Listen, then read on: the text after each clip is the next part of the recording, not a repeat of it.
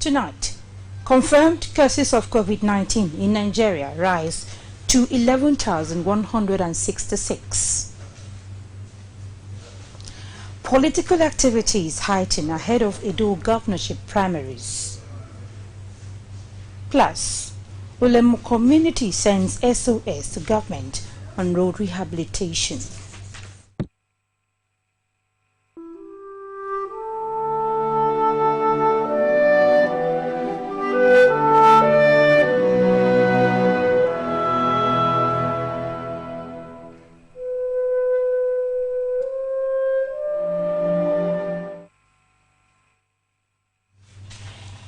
Good evening and welcome to the news at 7. I am Udakobong Achibong. Nigeria Center for Disease Control has confirmed 348 new cases of COVID-19, bringing the total number of the infection in the country to 11,166. The new cases are reported from 19 states. Lagos has 163 cases, FCT 76, Ebonyi 23, Rivers 21, Delta, Nasarawa and Niger have 8 cases each, Enugu 6, Bauchi, Edo, Ekiti, Ondo and Gombe 5 each, Benue 4, Ogun 2, while Osun, Plateau, Kogi and Anambra have 1 case each. Till date, no new state has reported a case in the last 24 hours. 11,166 cases have been confirmed. 3,329 cases have been discharged and 315 deaths have been recorded in 35 states and the Federal Capital Territory.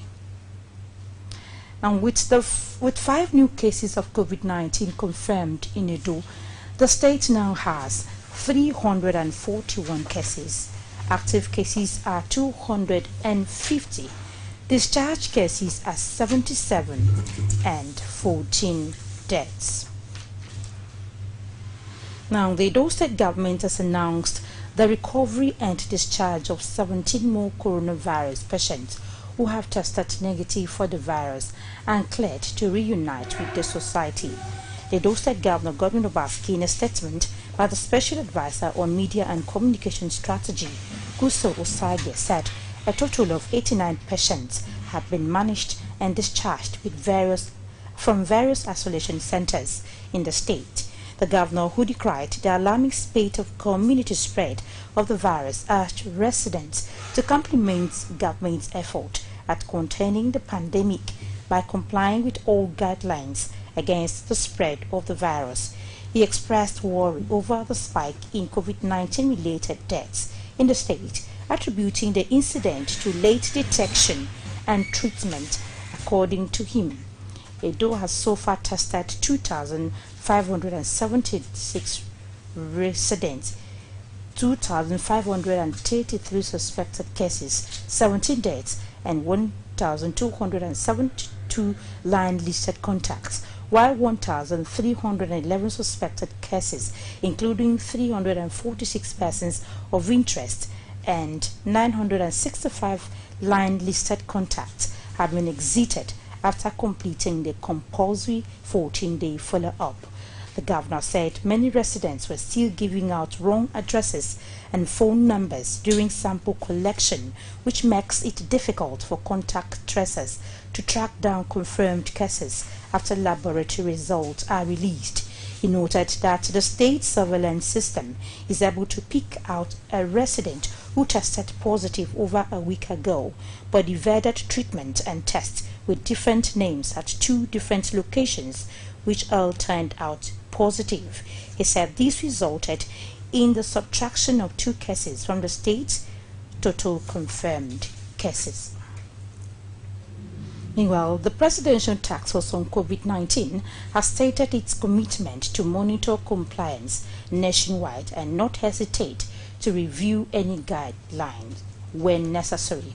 This was part of its briefing this Thursday.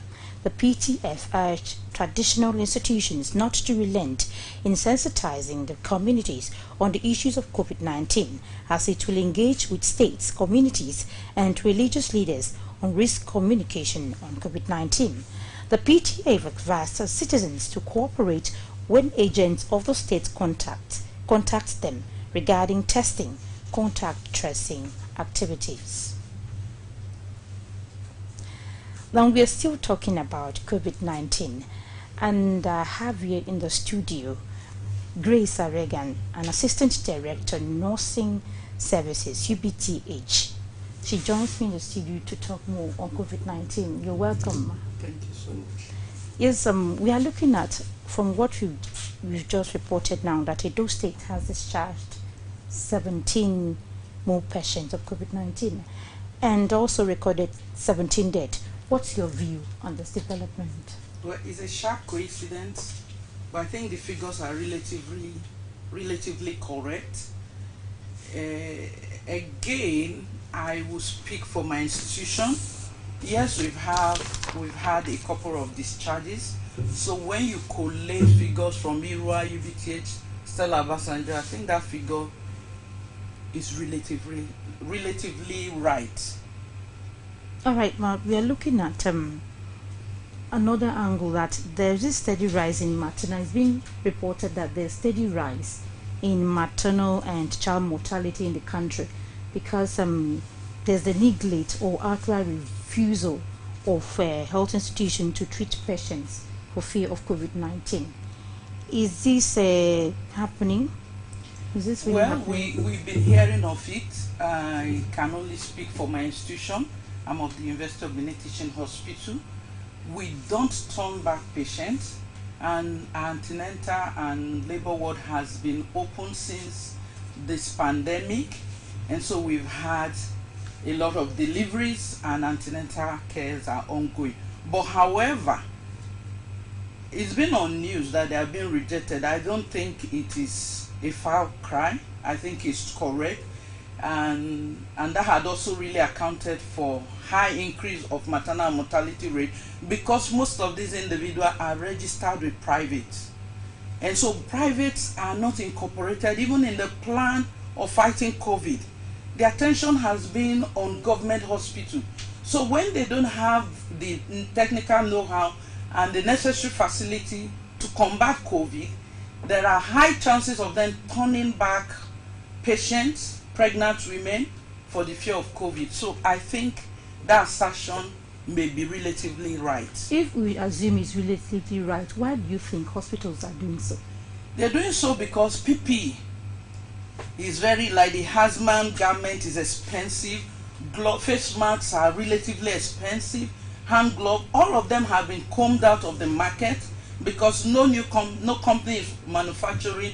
And so taking in a pregnant woman when you are not sure of the case, we are not sure of the status, will mean endangering both your staff, yourself, and your whole institution. Don't also forget that the screening centers in Edo State are few. Private are not licensed to screen. They send sample to designated areas, and so that's also hamper getting results out in quick succession and being able to manage these pregnant women. And so you have some facilities really turning back pregnant women for fear, especially those who are of high risk. You have a pregnant woman coming in respiratory distress. What comes to your mind is COVID. And so because you don't have the capacity to manage it, you are tempted to say no, go to a state institution or a federal institution. All right. Well, we are looking at just this evening, the Presidential Task Force on COVID-19 announced the stepping up on training on infection prevention and control of COVID-19 to slow down infection among health workers. In short, having a package for health workers to slow down infection. What areas do you think they should look into apart from this? It's a welcome development. We've been having training and retraining. But it suffices to say, when you train and you don't make facilities available for them to use, the training will still be counterproductive, because if you train, you should have all the PPEs available, everything that is needful for the health worker to function formally. And I want to counsel the Presidential Task Force that they should incorporate the private sector and distribute PPE to them, because they're catering for the citizenry. But focus has been on primary, secondary, and tertiary institutions are owned by government, while the private sector has been left out of it. So it's important for them to involve them in the training and extend some of this PPE to them. And I believe if they do so, we would have succeeded in reducing drastically the increased trend we are just witnessing. Thank you very much. We've been speaking with Grace Aregan, Assistant Director, Nursing Services, University of Benin Teaching Hospital. Thank you, ma'am, for coming to the studio. Thank you so much. You're still watching NTA News at 7. We now take a break. We'll be back shortly. Please stay tuned. Thanks. I'm Professor Darlington Obaseki. I'm the Chief Medical Director of the University of Benin Teaching Hospital. The problem with COVID-19 is that majority of patients who will have it will be asymptomatic. That is, they won't know that they have any disease. They are just normal. But they are infectious. That is, they can give this disease to other members of the society, including their own family members. So it's very important we identify these carriers, as we call them, those that are infected very early, so that we can isolate them and help them protect members of their own family and the society at large.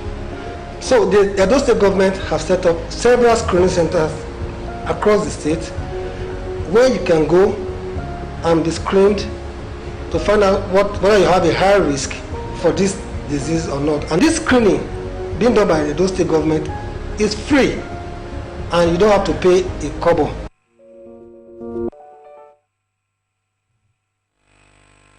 There are 100 different types of cancer: breast cancer, lung cancer, cervical cancer, and many others. Cancer harms the body when altered cells divide uncontrollably to form lumps called tumors. Anyone is at the risk of getting cancer, but some are more likely at risk because of inherited cancerous gene.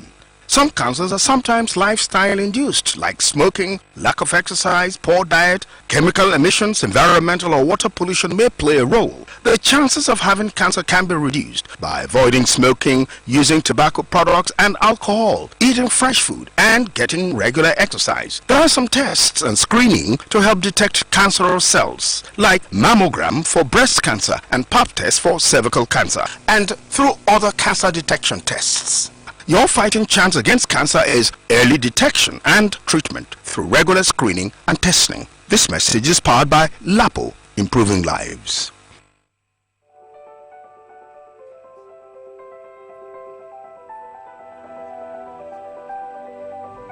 Since the onset of the COVID-19 pandemic, we have recorded a sharp rise in the incidence of domestic and sexual violence against our women and children in this society.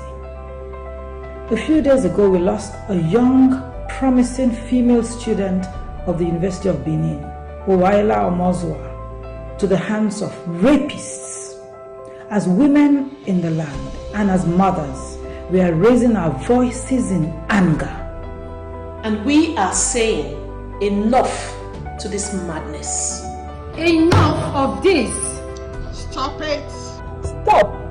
Stop it. Stop this. Stop it. Stop this. Stop this. Stop this. Stop it. Stop this violence now.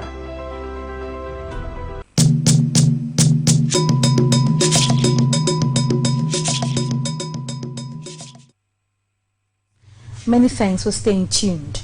The Edo State Governor, Godwin Obaseki, has commended the management of Edo University, Yamu, for the brilliant performance recorded by the university in the October-November 2019 program accreditation in Nigeria by the National Universities Commission and professional bodies. In a release by the Public Relations Officer of the institution, Bechai Kowosumi, the governor congratulated the council, vice-chancellor, management, staff and students of Edo University, Yamu, for recording such feats within a few years of its establishment.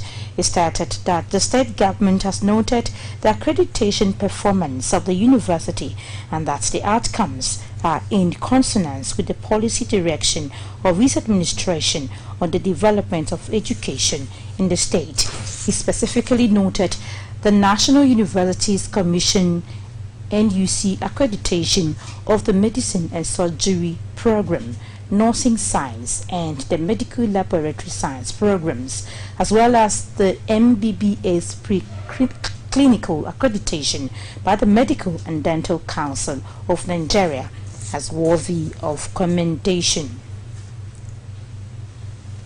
Governor Godwin Obaseki has approved the appointment of Mr. Stewart Efe as a Edo State Commissioner for Communication and Orientation. In a statement, Secretary to the State Government, Osarodiongo Gie, says the appointment takes immediate effect. This follows the resignation of Mr. Paul Ombamo. Mr. Fe, until his appointment, was the Public Relations Officer, Federal Neuropsychiatric Hospital, Uselu, Benin. He was a top contender as chairman, Golugu government area in the last council elections, but stepped down for party interest. And talking political matters now, activities are building up at the APC National Secretariat ahead of the governorship elections in Edo and Ondo states. Governorship aspirants from Edo State trooped to the party headquarters in Abuja to fulfill the pre-election requirements. That report will come to you subsequently. Meanwhile, the National Working Committee of the People's Democratic Party, PDP, has constituted a 5-man screening committee for the upcoming 2020 governorship election in Edo State. A statement by the party's National Organizing Secretary, Austin Akomundu, says Kingsley Chinda is chairman of the committee. Other members are Chief Olamide Fabi, Senator Joe Emodi, and Haija Aishat Hashindu. It adds that Boyele Demekeme is to serve as secretary of the screening committee. Now, on a rather sad note, a man identified as a Dafe has been killed by a thunderbolt in Benin City. The incident happened during a rainfall this Thursday. He was said to have been walking in a building site with others around the Kato Market in Asuru Hill, Ekenwa Road, when the rain started, leading to them taking refuge in a nearby uncompleted building. But the victim was struck by the thunderbolt, leaving him dead instantly.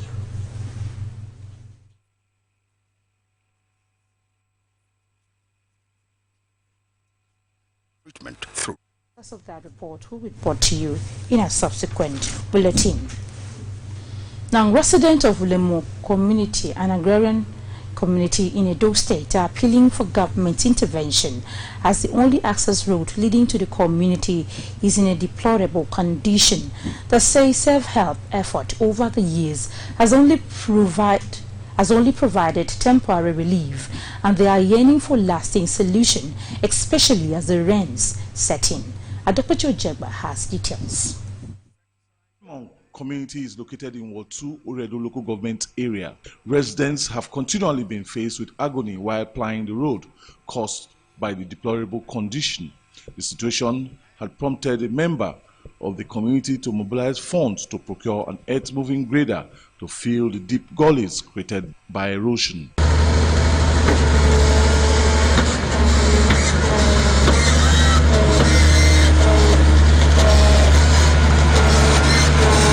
They say individual and community efforts are not yielding the needed results and has affected their economic lives. Hence the plea for government intervention. We are using this media to beg the government to come to our aid, to come and help us in this road so that it can be motorable for everybody. We are aware that the government is doing a Ekenwa road as is. This is the only road that can take the soldier to the barrack. This is the shortest road can move them to the barrack. It is the road that will also relieve Ekenwa road as is down to Ekenwa barrack. Some of the members of the community who spoke off camera said Mr. Adun has been their only benefactor for years, providing temporary relief on the road. They say they are looking up to the state government to make do its promise of dualizing the road, as it also serves 42 communities and can ease up traffic congestion on Ekrenwa Road axis. In Benin, Adogbeji Ojegba, NTA News. Time for another break. The concluding part of the news, and we return. Please stay tuned. Next time you visit the ancient city of Benin, two things will excite you: the warmth and welcome of its people, and of course, the class and style of its hospitality business. Randeki Gold, home of hospitality like no other, located in one of the most serene environments in the ancient city, truly classy and exquisite with world-class facilities, fully equipped digital multipurpose hall with life-size, ultra-high definition LED screen, 180 square meters king-size swimming pool with bubble bath, enough to leave you breathless. The exotic Ariel's Bistro and Grill restaurant with variety of continental dishes, especially some of the rarest delicacies you can find in town. Fact is, a visit will truly convince you that we are gold. Randeki Gold is the gold wing of the prestigious Randeki Royal Hotel at 6 Uhenui Street off Ihama and Boundary Roads, GRA Benin City. www.randekihotels.com. Randeki Gold, our hospitality is gold.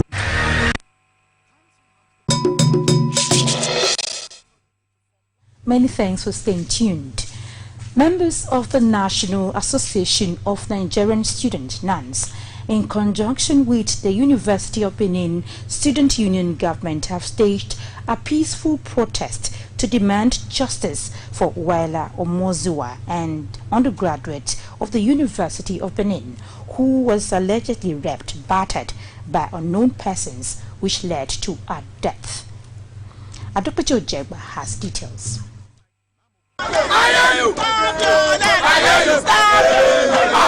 The peaceful protest is to register their discontent with the rising cases of rape and murder of female students and lend their voice to the huge public outcry and condemnation from different people, groups, and governments. The National Association of Nigerian Students, that happens to be the umbrella body of all students global, cut across the world.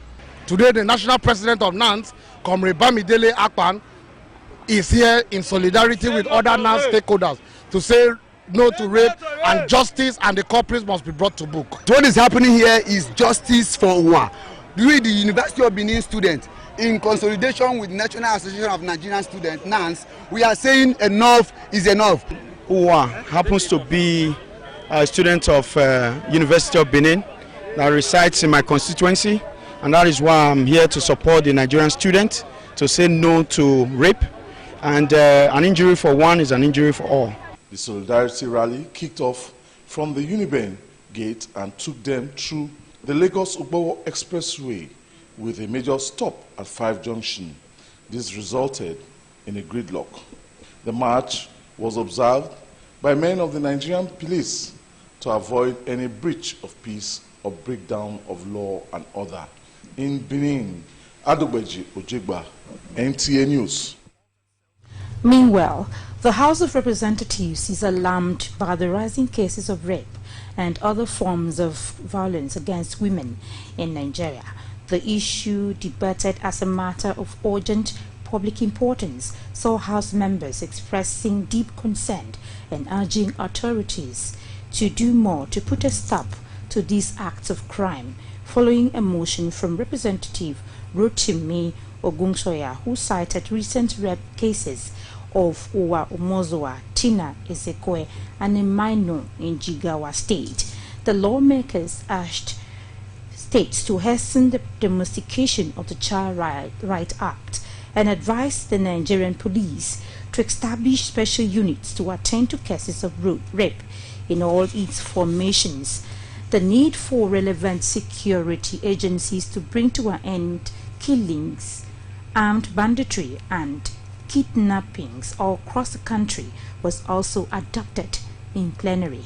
The House wants the security forces to scale up response to avoid food insecurity, as such as security breaches threaten cultivation of farmlands by farmers.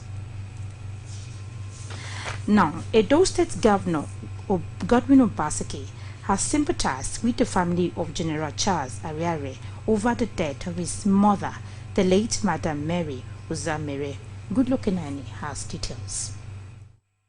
Governor Obaseki was accompanied on the visit by his Chief of Staff, Osaze Uzamere, and other top government functionaries at the Benin residence of the retired Army General. He described the late matriarch of the Uzamere family as an illustrious mother to all. She was a very courageous, loving mother. He just showed me something I can't share with you. A last text to him about me. So I feel quite emotional because, you know, Benin, we are one big family, and she was one of the matriarchs of the big family we have. General Charles Ariawe, retired, thanked the governor for coming to show his solidarity with the Ariawe family beyond politics. I'm so happy. It is a very, very big surprise. And I can tell you, the governor is a man with a large heart. God bless you, sir. Late Madam Mary Uzamere was 85 years. In Benin, Goodluck Inani, NT News. And that's the news. Many thanks for watching. Good night.